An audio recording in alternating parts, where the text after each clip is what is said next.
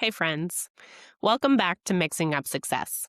I'm Dani Annala from Dani's Kitchen Shop in Hood River, Oregon.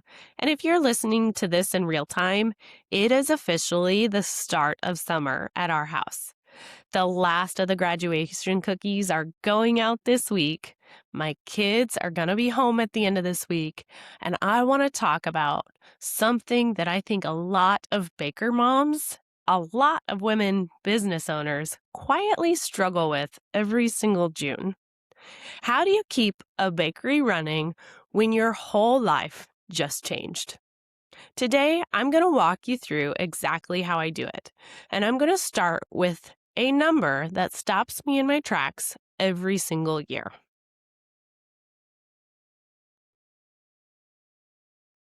Every summer, before I make any decision about my schedule, I run the childcare numbers. 2 kids, 10 weeks, full-time care. Depending on the year and where I put them, we're talking somewhere between $6,000 and $15,000. I want you to sit with that for a second. $6,000 to $15,000 for 10 weeks. And every summer, those numbers remind me exactly why I built my business the way I did. Because here's the truth that nobody talks about. Sometimes it is cheaper to close your bakery than to keep it running at full speed. When I ran those numbers the first time and really looked at them, like what am I actually netting after childcare costs, it changed everything for me. I stopped feeling guilty about slowing down. I started building a summer that made sense for my actual life. Summer for me has never been about profit. It's about breaking even and being present with my kids. Once I gave myself permission to say that out loud, the whole season got easier. So let me walk you through what the transition actually looks like. The end of June is my wind down. Graduation orders close, I fill the last of those cookies, and then this is something I'm really proud of. I close the bakery for the week of the 4th of July, and I give my entire team a paid week off. We all rest, we all reset. Then we come back and we shift into summer retail mode. Starting after the 4th of July, we open on Fridays, 9 a.m. to 1 p.m. That's it. 1 day a week, open to the public. We have a weekly cookie theme available for pre-order and in-person sale.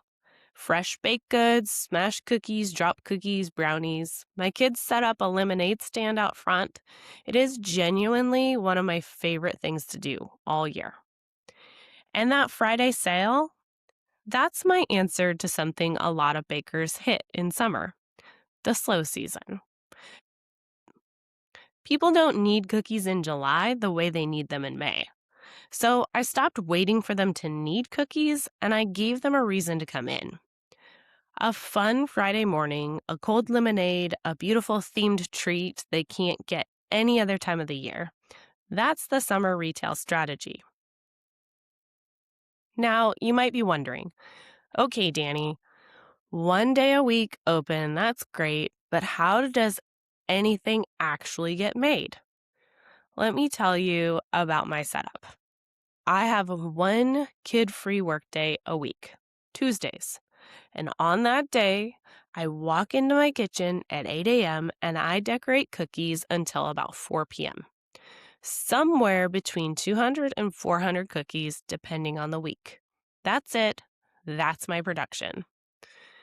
But here's the thing. The day only works because of everything that happens around it. The Monday before, my kitchen manager, Mercedes, bakes and preps all of my icing so that when I walk in Tuesday morning, I can go straight to decorating. No mixing, no baking, no setup, just me and the cookies. I set my themes back in April. I map out my whole summer, 200 to 300 themed cookies a week before summer even starts. That means by the time I'm living it, there's no decision fatigue. I'm not standing in my kitchen at 8 a.m. trying to figure out what I'm making. It's already done. That's the whole point of theming. It takes the mental load off so I can save my energy for my kids. Then I can take on about 100 custom cookies a week on top of that, and I plan those the week before. Mercedes works 4 days a week. She owns drop cookies, macarons, brownies, smash cookies. Anything that doesn't require advanced decorating, she preps everything so that by Friday, the sale shelf is full. I also still teach one evening class a week through summer. But here's how that works. I give Mercedes a prep list, she sets everything up, and I walk in and teach. That's it. I show up, I do the thing I'm good at, and I leave. I want to say that again because I think it's important. Building a business that runs without you being the one who does everything, that is not laziness. That is the smartest thing you can do. Okay, I have to talk about the lemonade stand because I love this so much. Last summer, I encouraged my kids, Otto and Winnie, to run a lemonade stand on Fridays while we were open. And I want to be clear about why I did it. It wasn't just cute, it was strategic. When you have to bring your kids to work, you need to have them have something that is theirs, something that gives them autonomy. Because if they're just hanging around waiting for you, that's when it gets hard. So we set it up. On Thursdays, the kids help prep the lemonade. And I'll be honest, I had to invest in a better lemon squeeze because I needed something they could actually do themselves. Because that matters. You have to set your kids up to succeed at the job you're giving them. Friday morning, they set up the stand entirely by themselves. Winnie fills the cups. Otto handles the money. I barely check their work. And here's the best part. Our customers help them if they need it. The community just shows up for them. It's one of the sweetest things to watch. They're learning that work has value.